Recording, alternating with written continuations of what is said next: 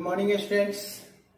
आज का जो टॉपिक है, आज जिस टॉपिक पर हम लोग चर्चा करने जा रहे हैं, आज जो टॉपिक हम आपको समझाने जा रहे हैं वो काफी इंपॉर्टेंट टॉपिक है, क्योंकि इस टॉपिक से प्राय एग्जाम में न्यूमेरिकल्स पूछे जाते हैं।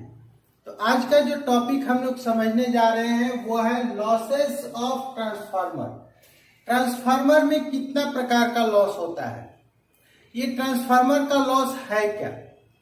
तो जैसा कि हम लोग जानते हैं कि कितना भी हम लोग आइडियल ट्रांसफार्मर बना ले तो उसमें कोई ना कोई लॉस होता है। 100% जितने क्षमता का हम लोग बनाते हैं उतना क्षमता का वो आउटपुट नहीं दे पाता है। इसका रीजन क्या होता है? इसका कारण यह होता है कि उसमें कुछ लॉसेस होता है। तो चूंकि हम लोग पढ़ चुके हैं कि इसमें कोई घूमने वाला भाग नहीं है, घूमने वाला भाग नहीं है, तो यहाँ पर फ्रिक्शन लॉस नहीं होगा। लेकिन जो ट्रांसफार्मर में लॉस प्राय होता है वो दो तरह का लॉस होता है।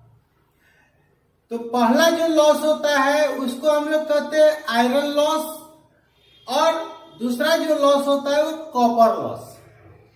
तो ये आयरन लॉस क्या है? पहला हो गया आयरन लॉस। ये आयरन लॉस है क्या? तो ये आयरन लॉस कहने का मतलब कि ट्रांसफार्मर में जो हम लोग कोर यूज करते हैं ज्यादा मैग्नेटिक फ्लक्स को उत्पन्न करने के लिए, तो उस कोर के कारण क्या होता है कि उसमें कुछ लॉसेस होता है, और इस लॉस को हम लोग स्थिर लॉस के श्रेणी में रखते हैं। अर्थात अगर ट्रांसफार्मर में हम लोग सप्लाई देंगे, जब तक ट्रांसफार्मर में सप्लाई देते रहेंगे, बेशक उससे आउटपुट ले या न ले, लेकिन जब तक देते रहेंगे सप्लाई तब तक ये लॉस हम लोग का होता रहेगा। तो ये लॉस जो होता है आयरन लॉस, वह प्राय कोर के कारण होता है। और यह लॉस जो होता है वो दो तरह का होता है। पहला जो लॉस है उसको हम लोग कहते हैं एडी करंट लॉस।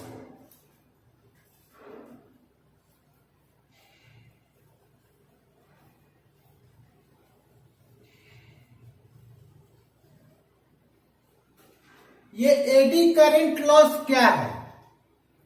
तो जैसा कि हम लोग जानते हैं कि इस करंट का जो खोज किए थे वो थे वैज्ञानिक जिनका नाम था फूको। तो जब हम लोग ट्रांसफार्मर में सप्लाई देते हैं तो वहां पर क्या होता है, मैग्नेटिक क्षेत्र उत्पन्न होता है, और वह मैग्नेटिक क्षेत्र दूसरा कॉइल से गुजरता है तो दूसरे कॉइल पर ईएमएफ उत्पन्न होता है। लेकिन दूसरे कॉइल पर गुजरने के साथ साथ वह क्या होता है, कोर से भी गुजरता है। वह फ्लक्स केवल कॉइल से नहीं, कोर से भी गुजरता है, और कोर से गुजरने के कारण वहां भी जो है कोर में एक करंट वोल्टेज उत्पन्न हो जाता है, और जहां वोल्टेज रहेगा वहां करंट भी रहेगा। तो इसको हम लोग कहते हैं एडी करंट लॉस, और एडी करंट लॉस को हम लोग WE से सूचित करते हैं। और WE इक्वल क्या होता है, तो B² M into F² T²M F² और T²।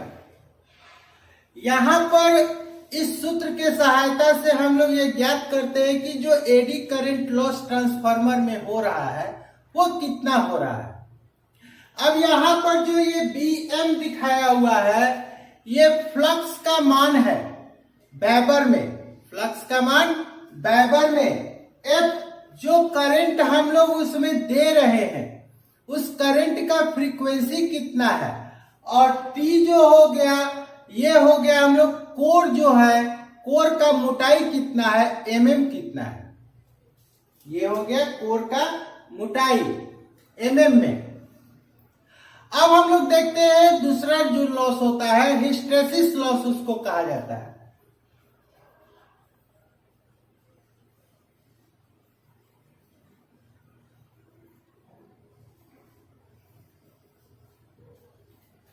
यह हिस्टेरेसिस लॉस क्या है? तो हम लोग ये पढ़ चुके हैं कि कॉइल में जब सप्लाई दिया जाता है ट्रांसफार्मर में जब सप्लाई दिया जाता है तो वो सप्लाई कैसा प्रवृत्ति का होता है? एसी प्रवृत्ति का होता है, परावर्तित प्रवृत्ति का होता है, जिसके कारण उसमें फ्लक्स का जो डायरेक्शन होता है, मैग्नेट का जो डायरेक्शन होता है, वो हमेशा चेंज होते रहता है। बार बार जो कॉइल में चुंबक उत्पन्न होता है, जब वो चेंज होता है तो उसके कारण ये जो कोर होता है ट्रांसफार्मर में, ये कोर भी मैग्नेटाइज और डिमैग्नेटाइज होते रहता है, और उसके कारण जो लॉस होता है उसको हम लोग हिस्टैरिसीस लॉस के नाम से जानते हैं। हिस्टैरिसीस लॉस को हम लोग WH से सूचित करते हैं, WH से। और WH इक्वल क्या होता है? ईटा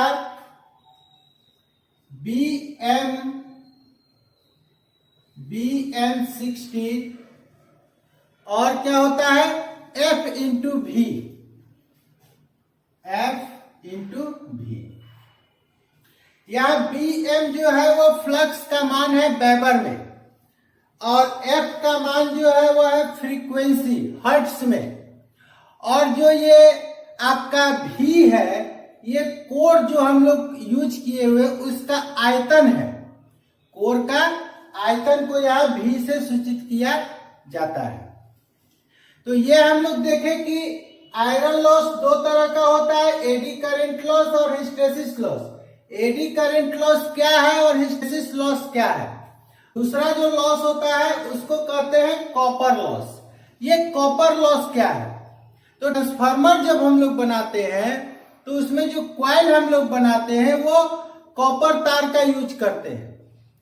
तो उस कॉपर तार के कारण जो रुकावट उत्पन्न होता है उसी को हम लोग कॉपर लॉस करते हैं। और यह लॉस जो है वह आपको कब होगा? तो जब उस पर लोड पड़ेगा, और लोड के अनुसार क्या होता है, इस लॉस का मान कम और ज्यादा होता है। इस लॉस को हम लोग I² RP और I² RS से हम लोग ज्ञात करते हैं। तो ये दोनों क्या है? IP हो गया आपका प्राइमरी कॉइल का करंट, IP हो गया प्राइमरी कॉइल का करंट, और RP जो है वो हो गया प्राइमरी कॉइल का रुकावट रेसिस्टर, और IS हो गया हम लोग का सेकेंडरी करंट, और RS हो गया हम लोग का सेकेंडरी कॉइल का रेसिस्टेंस। आज का ये टॉपिक काफी इंपॉर्टेंट टॉपिक है। इस टॉपिक से प्राय एग्जाम में क्वेश्चन पूछे जाते हैं। क्वेश्चन किसी भी रूप में हो सकता है। अगर वीडियो अच्छा लगे इसे लाइक करें, ज्यादा से ज्यादा शेयर करें। अभी तक चैनल को सब्सक्राइब नहीं किया तो चैनल को सब्सक्राइब कर लें, बेल नोटिफिकेशन को ऑन कर लें। Thank you.